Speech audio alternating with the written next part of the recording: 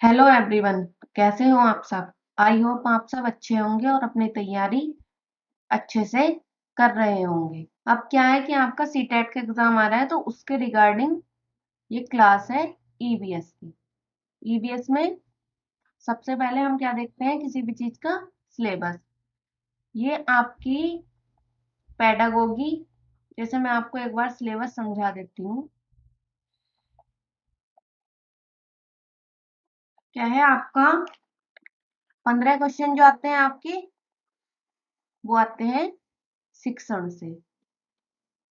और जो 15 क्वेश्चन आते हैं वो आते हैं आपके विषय वस्तु से। तो आपकी तैयारी कंप्लीट होगी, पर क्या है कि एक बार हम रिवीजन की दृष्टि से ये क्लास करने वाले हैं। और ये जो क्लास होगी आपकी, ये होगी शिक्षण की। तो एक बार मैं आपको टॉपिक बता देती हूँ इसके। शिक्षण में हम कौन कौन से टॉपिक डिस्कस करेंगे। फर्स्ट टॉपिक है पर्यावरण की संकल्पना और क्षेत्र। संकल्पना और क्षेत्र। सेकंड टॉपिक है हमारा पर्यावरण का संकेत। पर्यावरण का संकेत एकीकृत उपागम। थर्ड टॉपिक है हमारा पर्यावरण शिक्षा। पर्यावरण शिक्षा।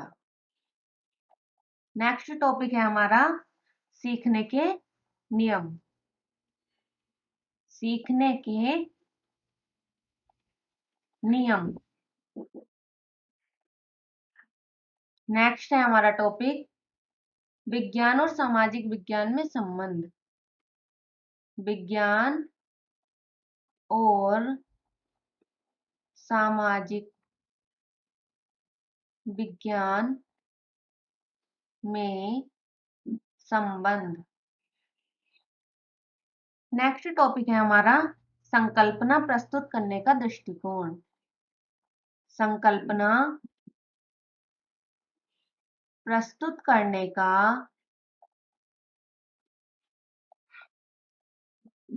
दृष्टिकोण।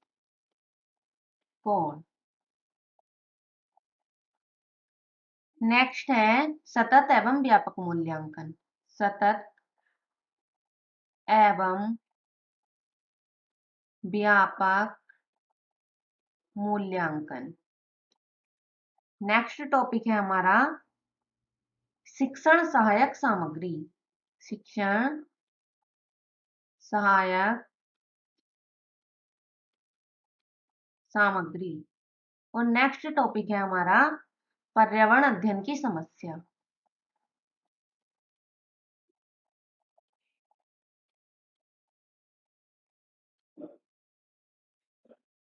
की समस्या।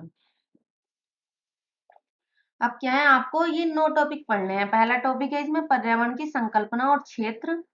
पर्यावरण का संकेत एकीकृत उपागम। पर्यावरण शिक्षा, सीखने के नियम, विज्ञान और सामाजिक विज्ञान में संबंध, संकल्पना प्रस्तुत करने का दृष्टिकोण, सतत एवं व्यापक मूल्यांकन, शिक्षण सहायक सामग्री और पर्यावरण अध्ययन की समस्या। और जो आपके 15 नंबर आते हैं वो आते हैं आपके विषय वस्तु से, जिसमें 6 आपकी थीम है, उप थीम है। वो हम एक क्लास में डिस्कस करेंगे। ये क्लास जो होने वाली है ये ईवीएस की कंप्लीट पेडागोगी की होने वाली है। तो हम क्या करेंगे, अब हम स्टार्ट करते हैं अपना टॉपिक। पहला टॉपिक क्या है जो हम पढ़ने जा रहे हैं, वो है पर्यावरण शिक्षण। पर्यावरण शिक्षण। अब पर्यावरण शिक्षण है क्या। पर्यावरण शिक्षण क्या है, एक आपने देखा होगा, एक है मानव और इधर है वातावरण। मानव और वातावरण के बीच, मानव और वातावरण के बीच क्या करना है हमें, इनके संबंधों का अध्ययन। किस चीज में किया जाता है? मानव और वातावरण के बीच संबंधों का अध्ययन पर्यावरण शिक्षण में। मानव और वातावरण के बीच और क्या चीज होती है? इसमें होती है आपस में अंतः क्रिया।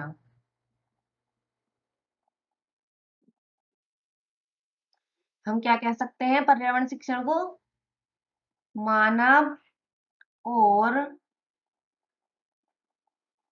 वातावरण के मध्य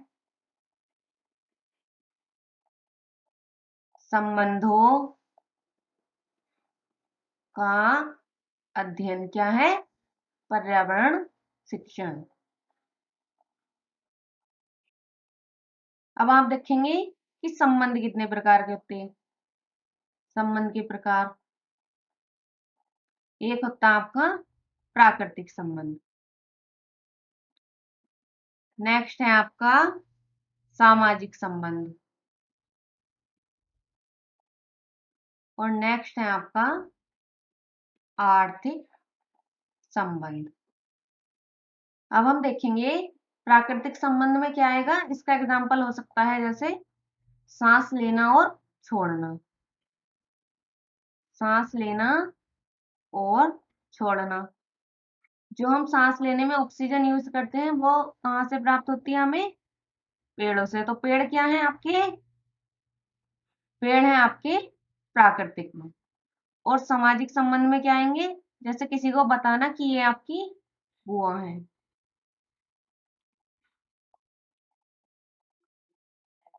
ये क्या आ गया आपका सामाजिक संबंध। आर्थिक संबंध का एग्जाम्पल क्या हो सकता है?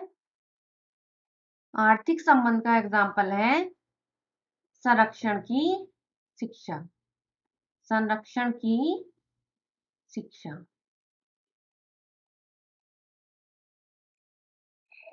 नेक्स्ट हमारा होने वाला है टॉपिक पर्यावरण शिक्षण का महत्व। पर्यावरण शिक्षण का महत्व।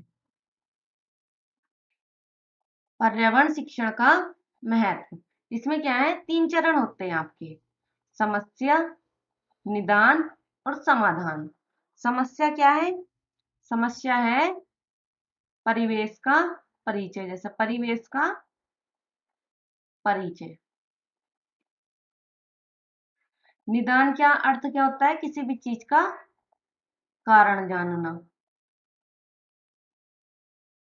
तो आपको परिवेश का परिचय देते टाइम ये ध्यान रखना होगा कि बच्चे का पूर्व ज्ञान क्या है।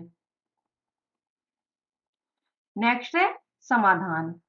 समाधान में 2 चीजें आती हैं आपकी, पहला है निर्देशन, दूसरा है परामर्श। सॉरी, परामर्श।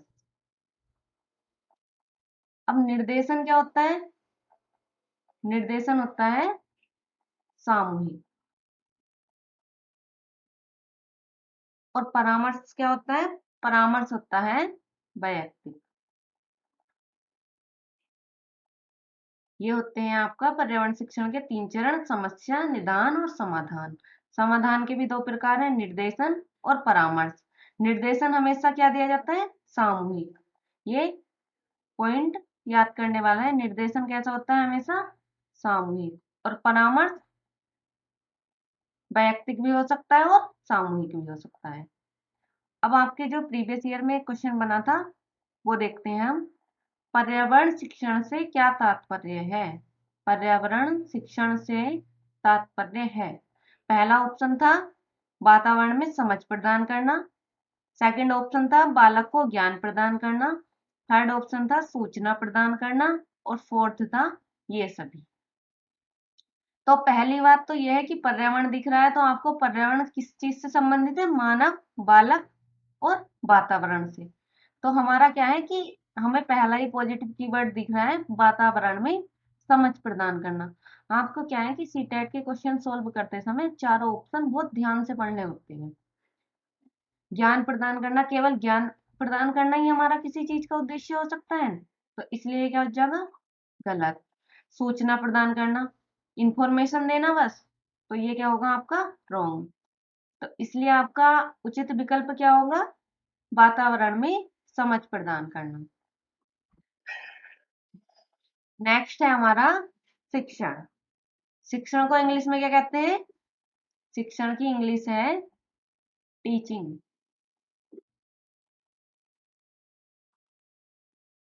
इसका अर्थ क्या होता है, अर्थ होता है इसका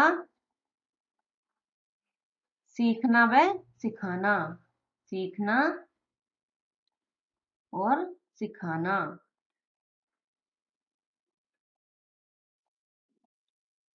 शिक्षण का अर्थ क्या होता है, सीखना व सिखाना। शिक्षण कैसी प्रक्रिया है, शिक्षण एक सामाजिक प्रक्रिया है। शिक्षण कैसी प्रक्रिया है, सामाजिक प्रक्रिया है। और कैसी प्रक्रिया है, शिक्षण एक परिवर्तनशील, शिक्षण एक परिवर्तनशील प्रक्रिया है।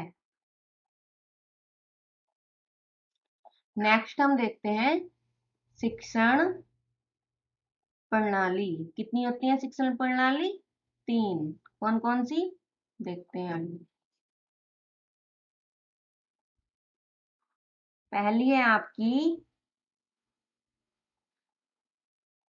शिक्षक केंद्रित प्रणाली, शिक्षक केंद्रित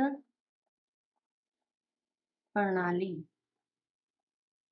सेकंड है आपकी बाल केंद्रित शिक्षक प्रणाली, बाल केंद्रित शिक्षण प्रणाली।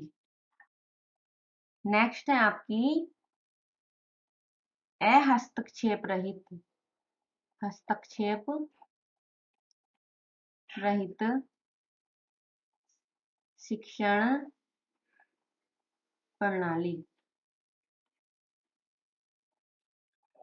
शिक्षक केंद्रित प्रणाली का दूसरा नाम क्या है, इसका है राजतंत्रात्मक शिक्षण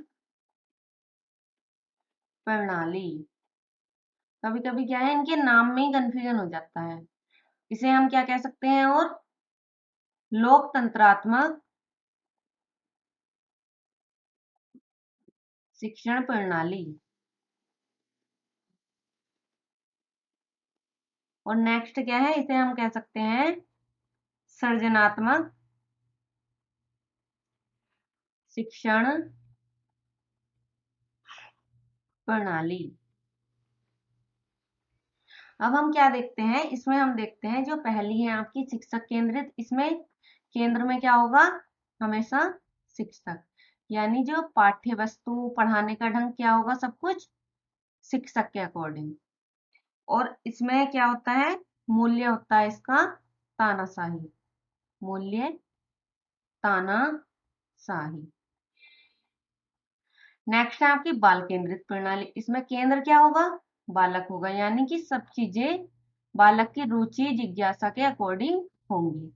इसमें क्या होगा, मूल्य, मूल्य होगा इसका मानवीय। नेक्स्ट है हस्तक्षेप रहित। इसमें क्या होगा, इसमें भी केंद्र में क्या होता है आपका बालक। और इसमें क्या मूल्य होता है आपका रचनात्मक, रचनात्मक। नेक्स्ट टॉपिक है हमारा पर्यावरण शिक्षण के उद्देश्य। पर्यावरण शिक्षण के उद्देश्य। आई होप आपको ये क्लास पसंद आ रही होगी। अगर आपकी कोई भी क्वेरी हो तो आप हमें कमेंट बॉक्स में टाइप कर सकते हैं। क्या उद्देश्य है, पहला उद्देश्य है इसका एनसीएफ 2005 के अकॉर्डिंग क्या था, स्कूली जीवन को बाह्य वातावरण के साथ जोड़ना था। यानी इसका उद्देश्य पहला क्या हो सकता है, स्कूली जीवन को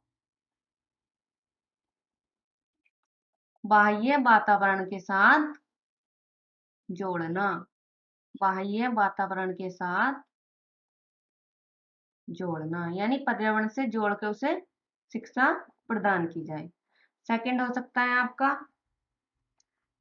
बालक के अनुकूल मनोवृत्ति का विकास, बालक के अनुकूल मनोवृत्ति का विकास। अब मनोवृत्ति क्या होता है? मनोवृत्ति होता है आपका मूल व्यवहार।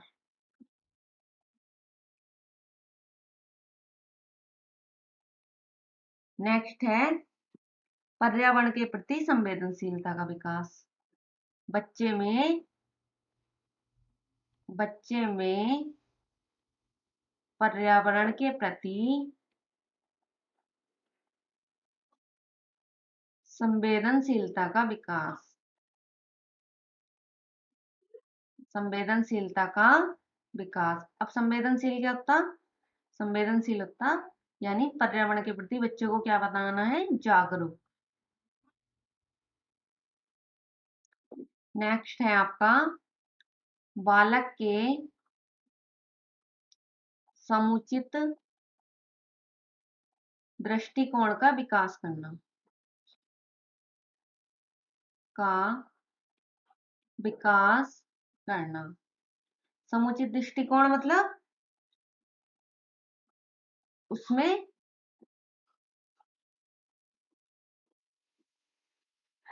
उसमें अच्छे दृष्टिकोण का विकास करना। नेक्स्ट जो हमारा टॉपिक होने वाला है वो है एकीकृत उपागम। एकीकृत उपागम। सबसे पहले हम देखते हैं इसका आधार क्या है। इसका आधार है एनसीएफ 2005। और सर्वप्रथम कब दिया ये? सर्वप्रथम दिया एनसीएफ 1975 में। इसकी पृष्ठभूमि क्या है? इसका अध्ययन स्टार्ट हुआ था, अध्ययन जो इसका प्रारंभ हुआ वो हुआ 2000 ईस्वी में। 2000 ईस्वी में प्रोफेसर यशपाल सिंह की अध्यक्षता में, प्रोफेसर यशपाल सिंह की अध्यक्षता में इसका अध्ययन प्रारंभ हुआ। और इसने रिपोर्ट कब दी थी? अपनी रिपोर्ट दी इसने 2003 ईस्वी में। अब एकीकृत उपागम है क्या, हम देखते हैं एकीकृत उपागम है क्या। पहले क्या था? पहले ये देखा गया कि कक्षा 1 से 5 तक, कब की बात चल रही है? पहले की। के सामाजिक विज्ञान में क्या होता था? एक सब्जेक्ट था आपका सामाजिक विज्ञान। उसमें कौन कौन से सब्जेक्ट होते थे आपके? इतिहास, भूगोल, नागरिक शास्त्र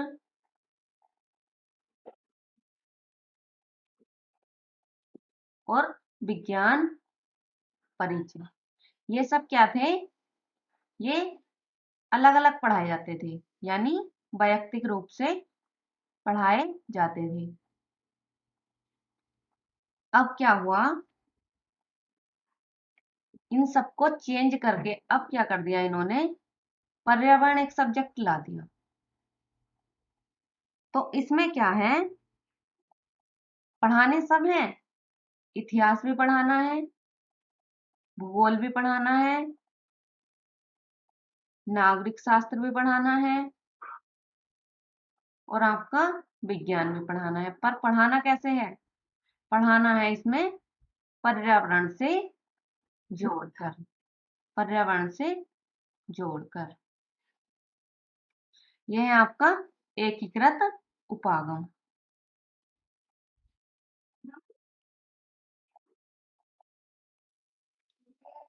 आप एक लिख लीजिए नोट पॉइंट। नोट है आपका,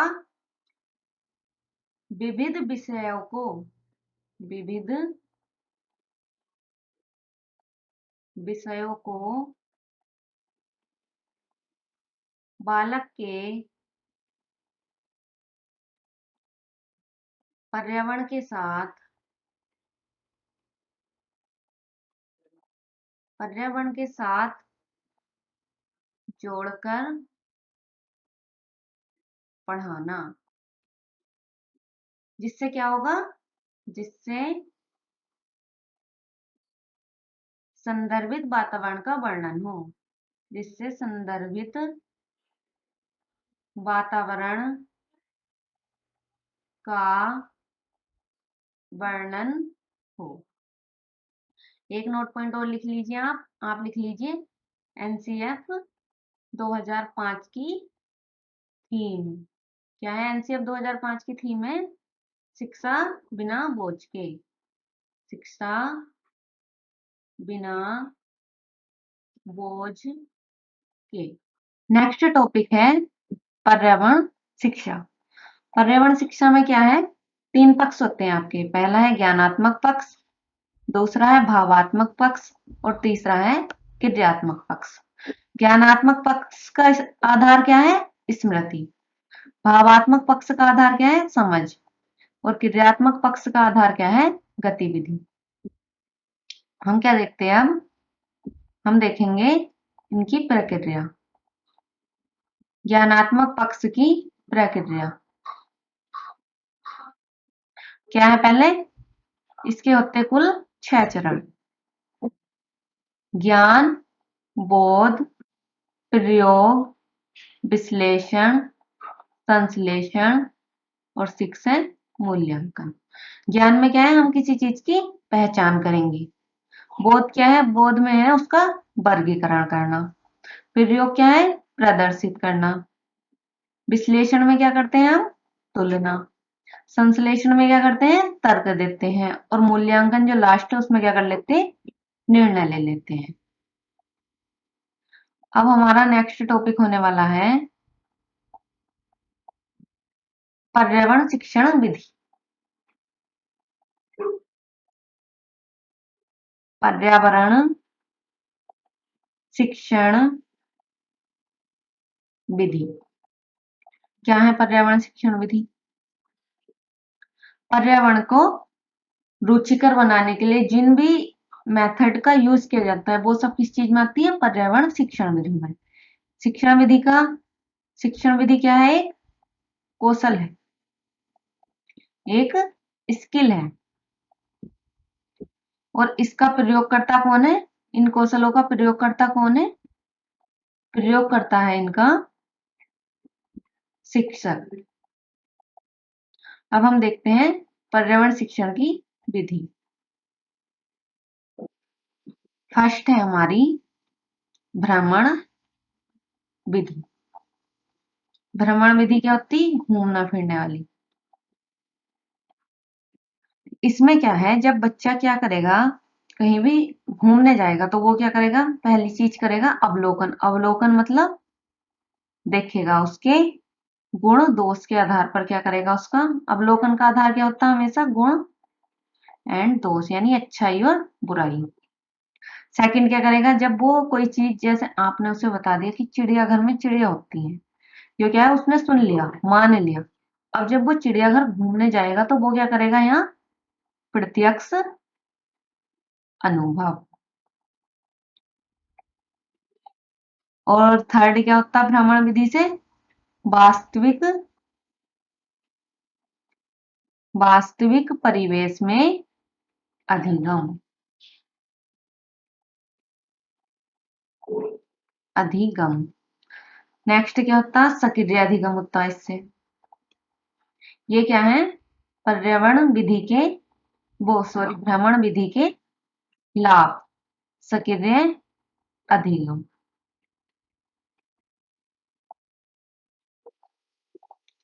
नेक्स्ट जो विधि है हमारी वो है कहानी विधि। कहानी विधि से क्या क्या होता है? कहानी विधि। कहानी विधि से बालक के परिवेश का संदर्भित चित्रण। अगर आप किसी बच्चे को पूछोगे बालक के परिवेश का संदर्भित चित्रण, यानी आप किसी बच्चे को पूछोगे कोई भी चीज तो वो कहानी के रूप में अगर पूछते हो तो उससे हमें क्या पता चलता है, संदर्भित का अर्थ होता है पूर्व ज्ञान, यानी बच्चा जानता कितना है। सेकंड क्या होता है इससे, कहानी विधि से आपकी कल्पना शक्ति का विकास होता, कल्पना शक्ति का विकास। नेक्स्ट क्या होता, जिज्ञासा का विकास होता, जिज्ञासा प्रवृत्ति का विकास। नेक्स्ट विधि है हमारी क्रियात्मक शिक्षण विधि। क्रियात्मक मतलब गतिविधि आधारित शिक्षण विधि, क्रियात्मक शिक्षण विधि। इसमें क्या होता है, ये पहली बात तो यही है कि गतिविधि आधारित शिक्षण है, गतिविधि आधारित शिक्षण। सेकंड क्या है, सक्रिय अधिगम होता है इसमें, सक्रिय अधिगम, ये इसकी विशेषताएं हैं। थर्ड है स्वयं करके सीखने के लिए प्रेरित होता बच्चा, इसमें स्वयं करके सीखने के लिए प्रेरित। नेक्स्ट है आगमन निगमन विधि। आगमन निगमन विधि। आगमन क्या होता है और निगमन क्या होता है, सबसे पहले हम ये समझेंगे। आगमन होता है उदाहरण के पश्चात नियम देना, उदाहरण के पश्चात नियम। जैसे क्या है कि आपने क्या बताया बच्चे को, 2+3 का स्क्वायर ऐसे खोल दे, 2 का स्क्वायर प्लस 3 का स्क्वायर प्लस 2 × 3। तो ये क्या है, आप उदाहरण दे रहे हैं। 2 × 2 = 4, 3 × 3 = 9, 2 × 4, 3 × 12।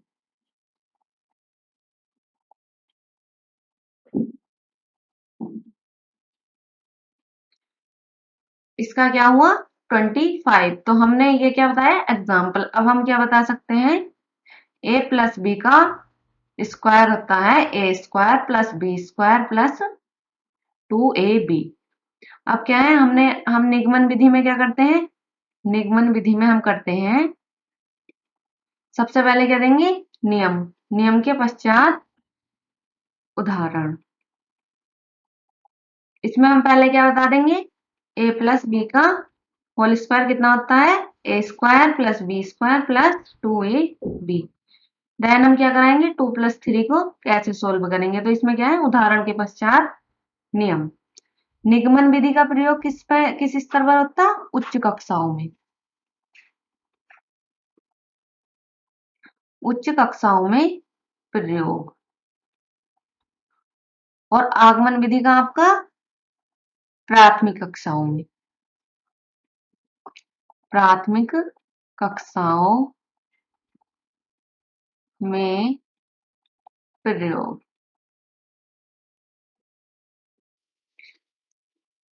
नेक्स्ट है हमारी प्रश्नोत्तर विधि।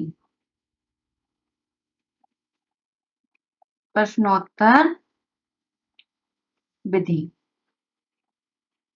इसमें क्या होता है, प्रश्न उत्तर के माध्यम से शिक्षण कार्य किया जाता है। प्रश्न उत्तर के माध्यम से शिक्षण कार्य। सेकंड क्या है, इससे क्या होता है, बच्चे में चिंतन का विकास होता है, यानी बच्चे को चिंतनशील बनाना। अगर प्रश्न पूछे जा रहे हैं और छात्र उत्तर दे रहा है तो उसमें क्या है, क्रियाशील दोनों है, तो इसका उद्देश्य क्या होता है, क्रियाशील बनाना।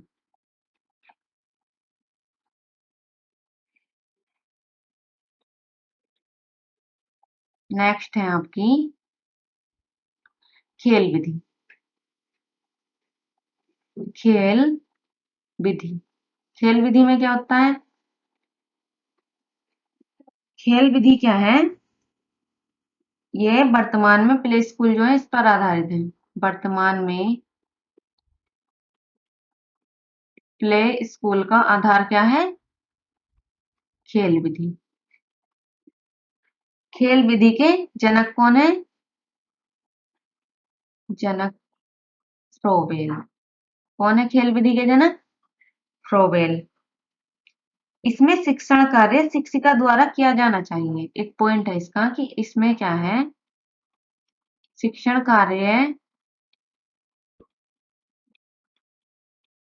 शिक्षिका द्वारा किया जाना चाहिए। उसका भी एक कारण है क्या, आप क्या है, जब बच्चे को प्ले स्कूल में भेजोगे तो वो सीधी सी बात अपनी मम्मी के पास से गया होगा, तो वहां क्या है, अगर शिक्षिका होगी तो उसे घर जैसी फीलिंग आएगी। तो इसलिए क्या है, इसमें शिक्षिका द्वारा किए गए शिक्षण कार्य को अधिक महत्व दिया जाता है। नेक्स्ट है आपकी अन्वेषण विधि। अन्वेषण विधि का दूसरा नाम क्या है, अन्य नाम है इसका खोज विधि।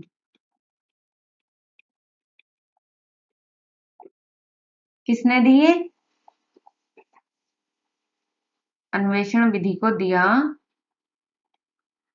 ह्यूरिस्टिक।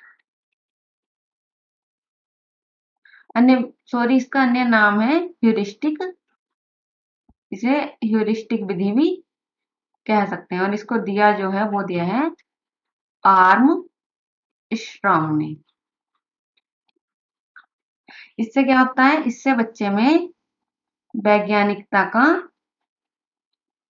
वैज्ञानिकता का विकास होता है। नेक्स्ट है आपका शिक्षण सहायक सामग्री। शिक्षण सहायक सामग्री, इनका उद्देश्य क्या होता है, इनका उद्देश्य होता है सदैव शिक्षण को रुचिकर बनाना। उद्देश्य शिक्षण प्रक्रिया को रुचिकर बनाना। इससे क्या होता है, और विद्यार्थियों की एक रक्षता टूटती है, यानी कि उनका जो आलसीपन है, कह सकते हैं बोरिंग, विद्यार्थियों की एक रक्षता, विद्यार्थियों की नीरसता कह सकते हैं, नीरसता टूटती है। बालक की अधिकतर ज्ञानेंद्रियों को क्रियाशील करती हैं ये। बालक की अधिकतर ज्ञानेंद्रियों को क्रियाशील बनाना, इनका क्या है उद्देश्य। बच्चों में जिज्ञासा उत्पन्न करना, बच्चों में जिज्ञासा उत्पन्न करना, बच्चों में कल्पना शक्ति का विकास करना, क्या है इनके उद्देश्य। हम क्या देखेंगे अब, शिक्षण सहायक सामग्री के प्रकार। शिक्षण सहायक सामग्री के प्रकार। कौन से हैं शिक्षण सहायक सामग्री के प्रकार? पहला है आपका श्रव्य, सेकंड है दृश्य, थर्ड है श्रव्य दृश्य, श्रव्य दृश्य। नेक्स्ट है फोर्थ क्रियात्मक। ये पर्यावरण शिक्षण में ही होती है क्रियात्मक, जिसे हम कहते हैं गतिविधि आधारित शिक्षण। श्रव्य में क्या है? जिन्हें हम केवल सुन सकते हैं, सुन सकते हैं। दृश्य में देख सकते हैं, श्रव्य दृश्य में सुन और देख सकते हैं, और क्रियात्मक में गतिविधि आधारित। अब हमारी श्रव्य शिक्षण सामग्री कौन सी होंगी? जैसे इसमें क्या आ सकता है? इसके एग्जाम्पल हैं लाउड स्पीकर। नेक्स्ट क्या हो सकता है आपका? Telephone, gramophone. ये क्या है आपके? ये है आपके श्रव्य शिक्षण सामग्री के एग्जाम्पल। अब दृश्य में कौन कौन से आ सकते हैं आपके? दृश्य में आ सकते हैं आपके चित्र, मानचित्र, पुस्तक, और क्या आ सकता है आपका? प्रोजेक्टर। प्रोजेक्टर भी क्या है आपका? दृश्य सहायक सामग्री है। नेक्स्ट क्या है? ये श्रव्य दृश्य में क्या है? ये क्या करती है? बालक की अधिकतर ज्ञानेंद्रियों को क्रियाशील बनाती है। इसके एग्जाम्पल क्या हो सकते हैं आपके? जैसे फिल्म प्रोजेक्ट, फिल्म प्रोजेक्ट। और क्या हो सकता है इसमें? टेलीविजन, टेलीविजन, नाटक, जितने भी और मल्टीमीडिया साधन है। गतिविधि में क्या हो सकते हैं? आप क्या ले जाएं बच्चों को? पार्क में ले जाएं, या चिड़ियाघर, या किसी ऐतिहासिक इमारत। जैसे आपने कहीं लाल किला दिखा दिया, उससे संबंधित जितने भी फैक्ट हैं वहां बता दिया, तो ये क्या आएंगे आपके? ये आएंगे आपके गतिविधि आधारित शिक्षण सामग्री में। नेक्स्ट टॉपिक है हमारा पर्यावरण शिक्षण की नीति। इसके कुछ पॉइंट हैं जो हम 1 बाय 1 देखते हैं। पर्यावरण की विषय वस्तु कैसी होनी चाहिए? बाल केंद्रित होनी चाहिए। सेकंड है पर्यावरण की भाषा बच्चों की बोलचाल की भाषा से जुड़ी हो, यानी पर्यावरण की जो भाषा हो वह बच्चों की बोलचाल की भाषा से जुड़ी हो। पर्यावरण की विषय वस्तु भ्रम व पूर्वाग्रह से मुक्त होनी चाहिए, भ्रम व पूर्वाग्रह से मुक्त होनी चाहिए। नेक्स्ट है पर्यावरण की विषय वस्तु में पहेली, कविता, कहानी का प्रयोग किया जाना चाहिए, जिससे क्या होगा?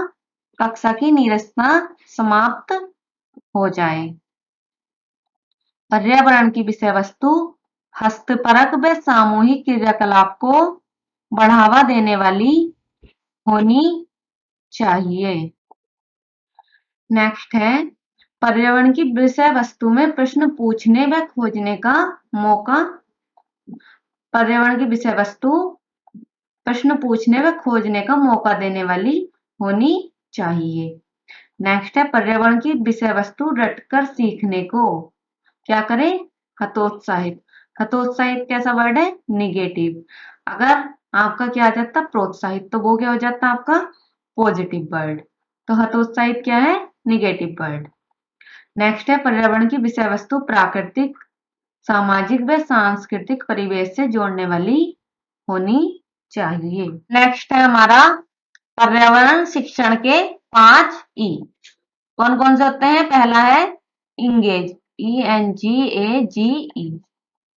सेकंड है हमारा एक्सप्लोर, EXPLORE। थर्ड है एक्सप्लेन। फोर्थ है हमारा इलेबोरेट, ELABORATE। और फाइव है हमारा इवेल्यूशन। इवेल्यूशन अब क्या है, ये है पर्यावरण शिक्षण के 5 ई। अब हम इन्हें क्या वन बाई वन डिस्कस करेंगे। पहला है हमारा इंगेज। इंगेज का अर्थ होता है व्यस्तता। इसमें क्या है, बालक बिजी रहेगा, बालक गतिविधियों में व्यस्त रहता है। इससे बालक को, अब जब गतिविधियों में व्यस्त रहेगा तो उससे क्या नाम प्राप्त होगा, अनुभव। सेकंड है हमारा एक्सप्लोर। एक्सप्लोर एक्सप्लोर में क्या होता है, बालक चीजों के कारण जानने की कोशिश करता है। जैसे क्या हो सकता कि रेगिस्तानी ओक की जड़ें गहरी क्यों होती हैं। रेगिस्तानी ओक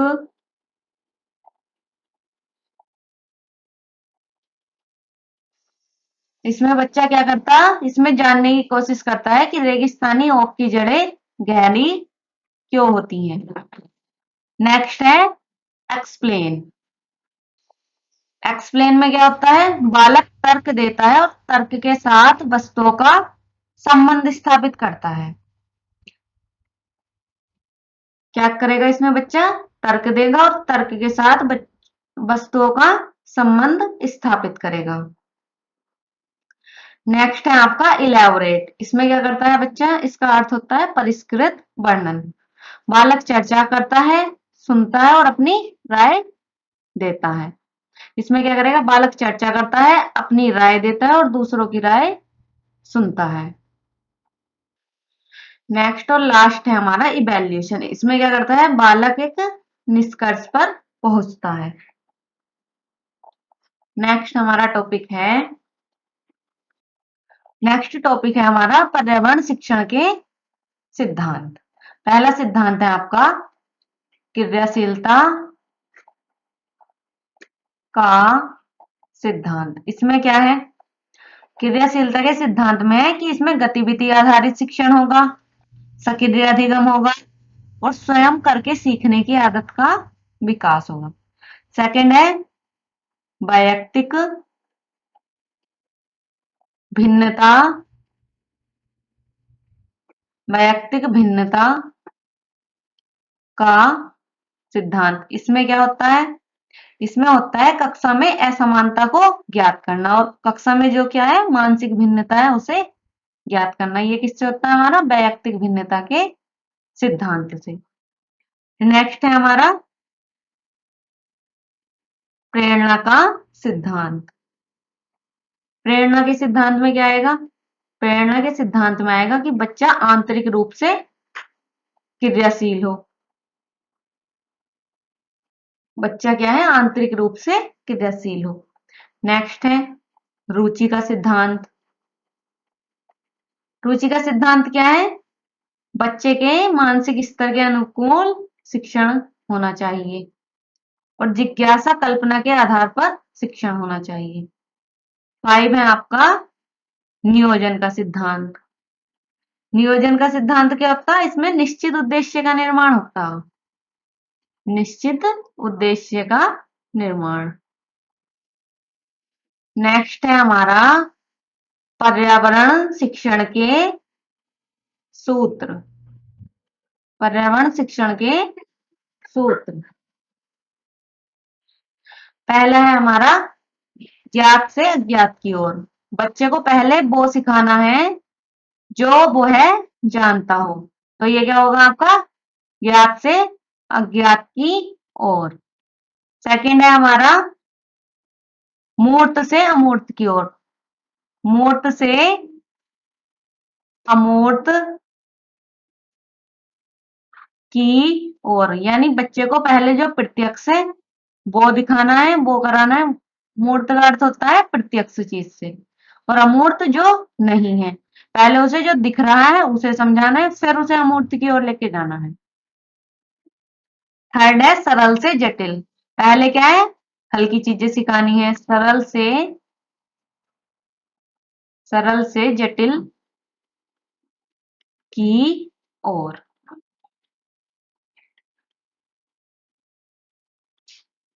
नेक्स्ट है पूर्ण से अंश की ओर। पहले पूरा दिखाना, फिर उसके छोटे छोटे भाग दिखाने, यानी पूर्ण से अंश की की ओर। नेक्स्ट है अनिश्चित से निश्चित की ओर। अनिश्चित से निश्चित की ओर।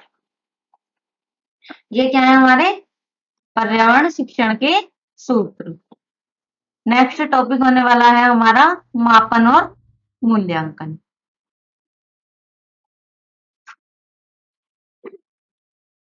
मापन और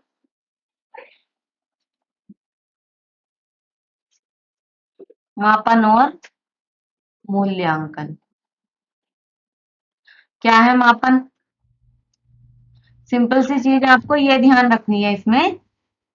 मापन में क्या होता है, दोनों में क्या किया जाता है, व्यवहार का अध्ययन। व्यवहार का अध्ययन मापन में भी और मूल्यांकन में भी। मूल्यांकन में भी क्या होगा, व्यवहार का अध्ययन। इसमें क्या है, व्यवहार का अध्ययन करके आपने अगर अंक प्रदान कर दिए, अंक प्रदान करना किसका हिस्सा है, मापन प्रक्रिया का।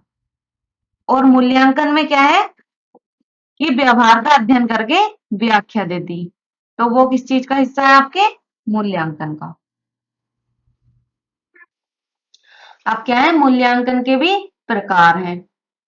कौन कौन से हैं?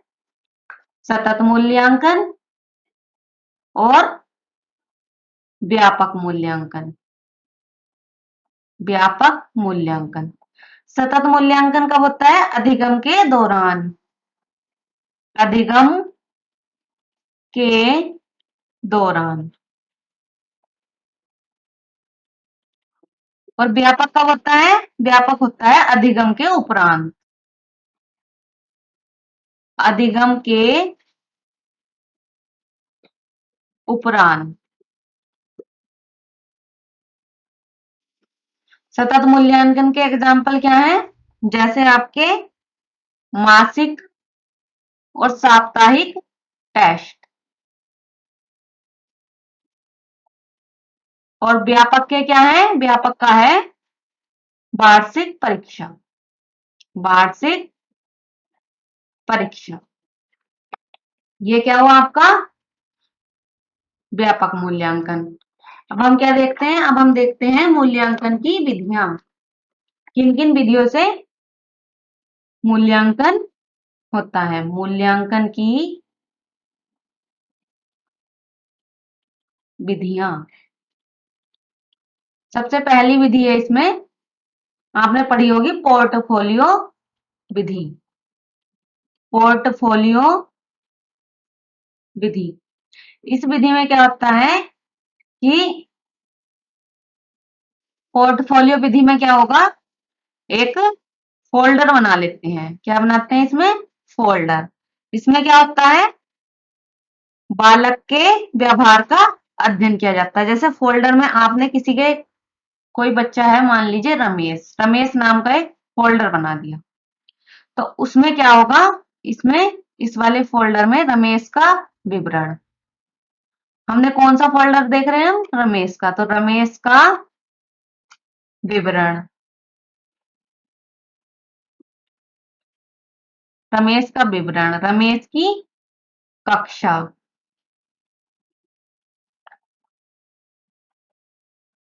ऐसे क्या है, हम उसका, रमेश ने किन किन खेलों में भाग लिया, कौन कौन सी प्रतियोगिताओं में पार्टिसिपेट किया, ये सब किस में खुलेंगे, रमेश नाम के फोल्डर में। नेक्स्ट जो हमारी विधि है वो है प्रश्नोत्तर विधि। प्रश्नोत्तर विधि।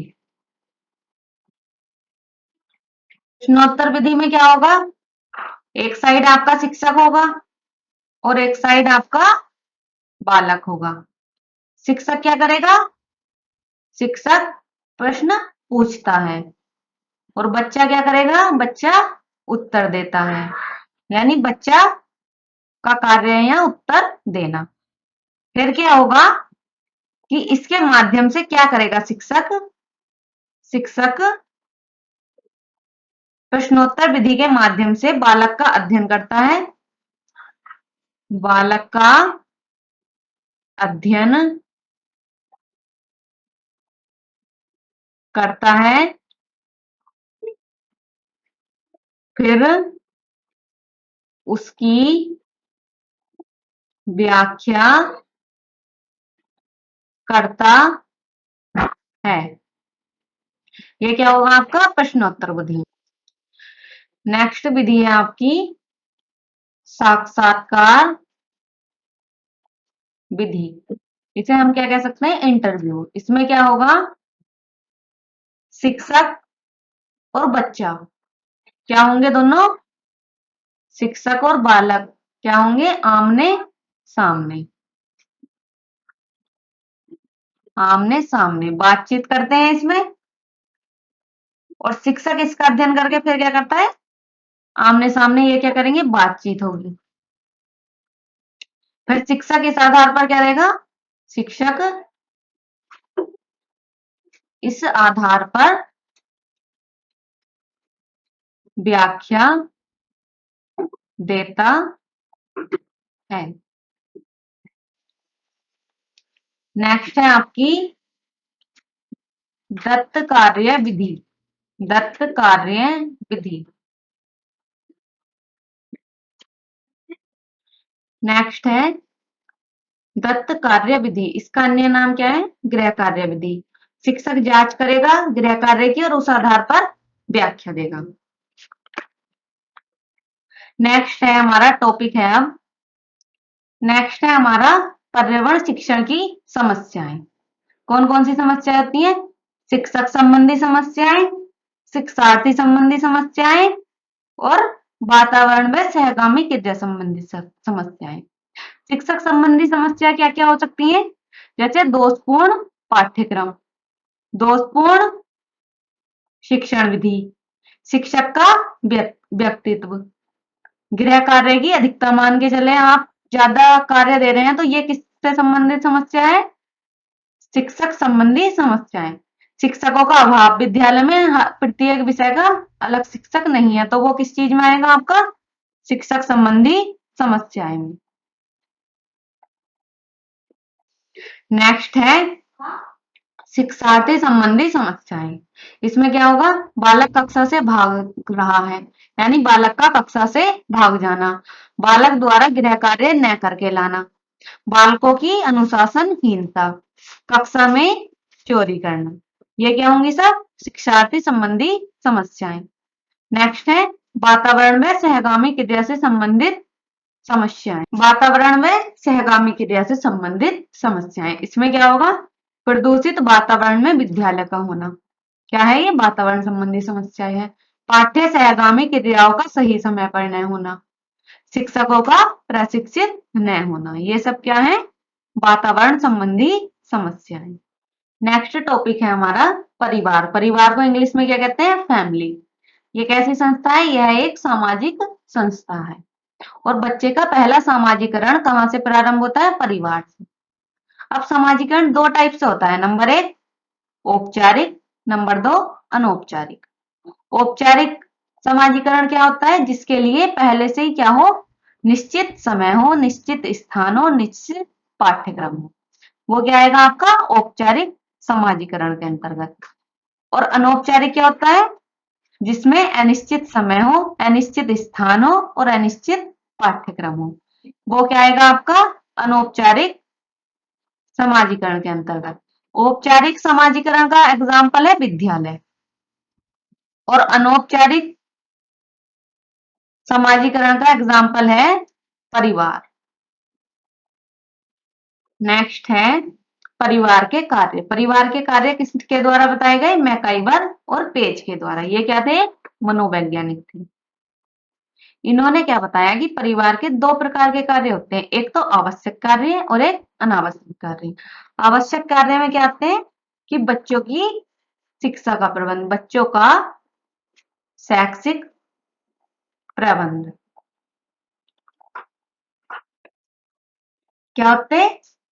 आवश्यक कार्य में दूसरा कार्य है बच्चों की आर्थिक व्यवस्था करना। आर्थिक व्यवस्था जैसे रोटी, कपड़ा और मकान। नेक्स्ट है बच्चों का विवाह कराना। ये किस में आएगा? आपका आवश्यक कार्य में। और अनावश्यक कार्य क्या है कि बच्चों के लिए मनोरंजन की व्यवस्था करना। हम क्या देखते हैं? अब देखेंगे हम परिवार के प्रकार। परिवार के प्रकार कौन कौन से होते हैं? 1 मिनट। परिवार के प्रकार होते हैं दो। कौन से? एकल परिवार और संयुक्त परिवार।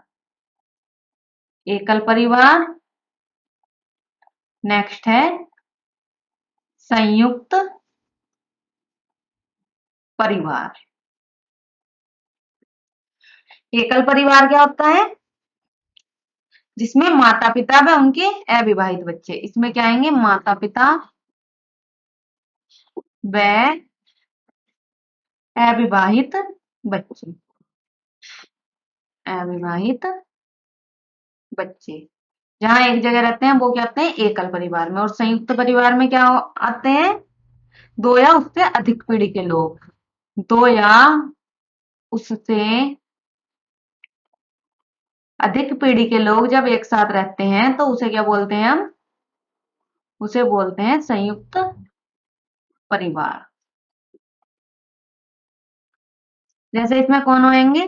दादा दादी, माता पिता,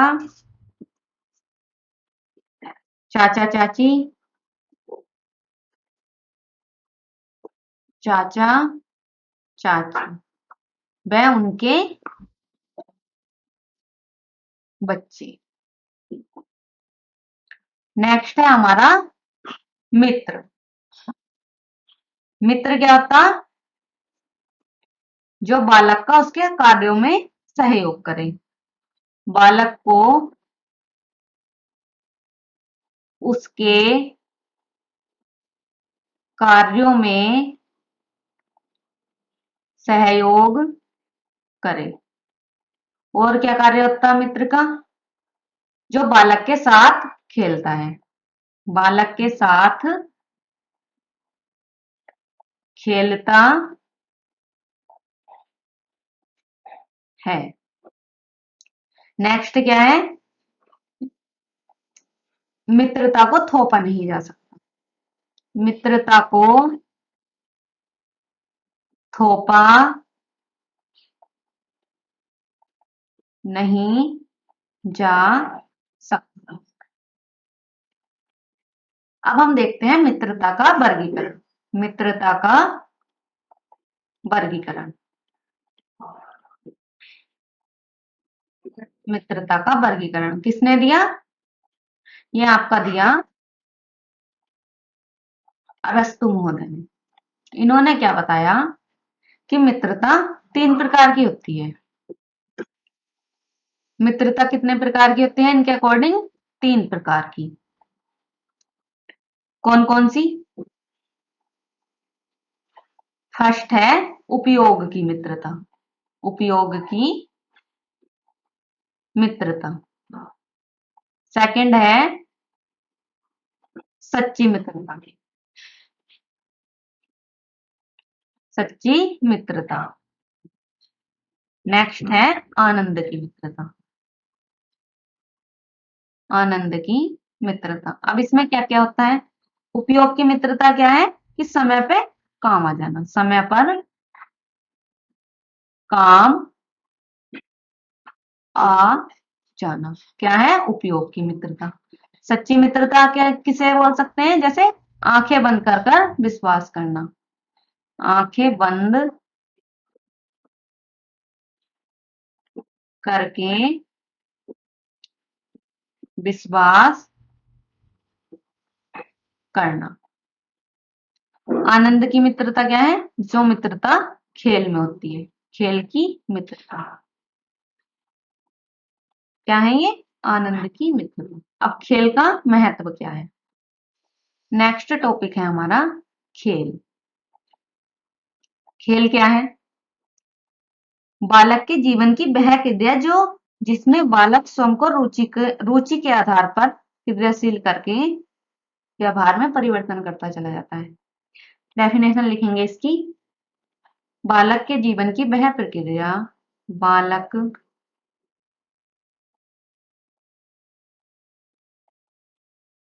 बालक के जीवन की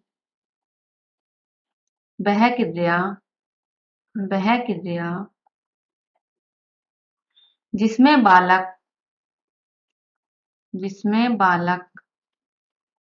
स्वयं रुचि के आधार पर रुचि के आधार पर क्रियाशील करके व्यवहार में परिवर्तन करता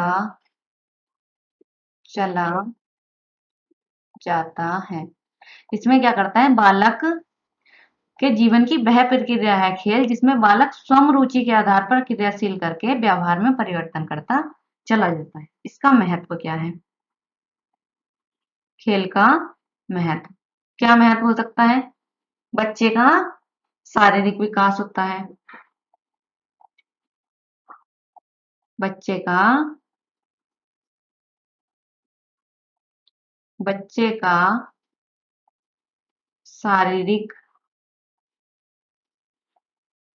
शारीरिक विकास होता है। खेल से क्या होता है? बच्चे का शारीरिक विकास होता है, बच्चे का मानसिक विकास होता है,